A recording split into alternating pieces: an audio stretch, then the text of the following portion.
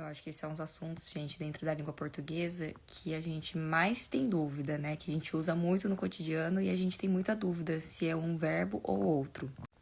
Eu sei, gente, que é mais bonito falar tinha impresso, mas acreditem, o certo é tinha imprimido. Sempre. Tem alguns verbos, gente, na língua portuguesa que tem dois particípios. Não precisa ficar decorando esse monte de nome, mas eu só vou falar porque tem gente que presta concurso e isso cai bastante também. Então, só para lembrar o pessoal aí que faz tempo que saiu da escola, o particípio é aquela forma que geralmente termina com ado ou ido. Então, por exemplo, o verbo arrumar, arrumado, descansar, descansado, que mais? Só que tem alguns verbos no português, gente, que tem dois particípios, que a gente chama de particípio regular e o particípio irregular.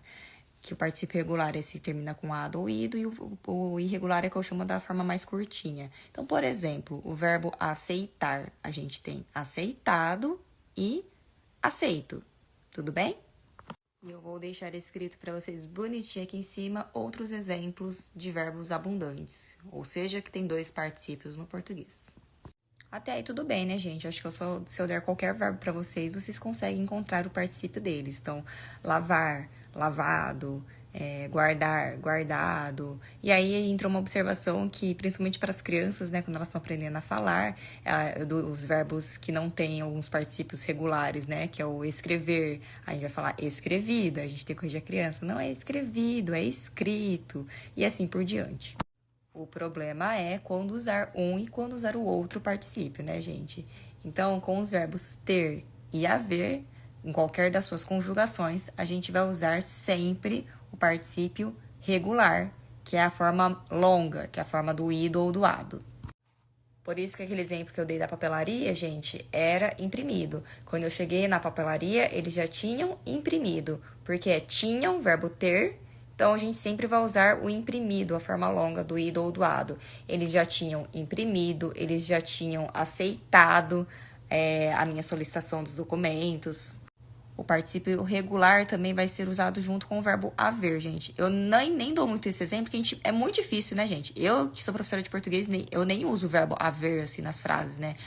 Eu fui lá buscar, eles já haviam imprimido. Mas se você for usar, se você for escrever algum documento, assim, algum e-mail, você quiser parecer mais chique, você pode usar o verbo haver, mas lembre-se que é com o particípio regular, com o imprimido.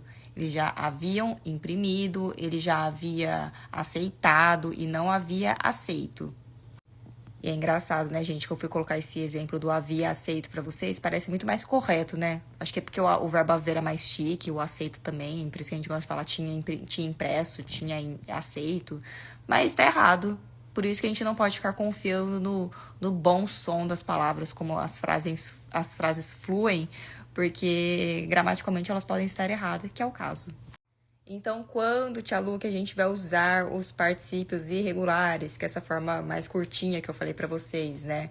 Com os verbos ser e estar.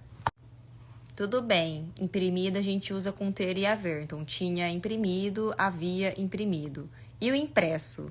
Com os verbos ser e estar, gente. Então, por exemplo, o documento foi impresso.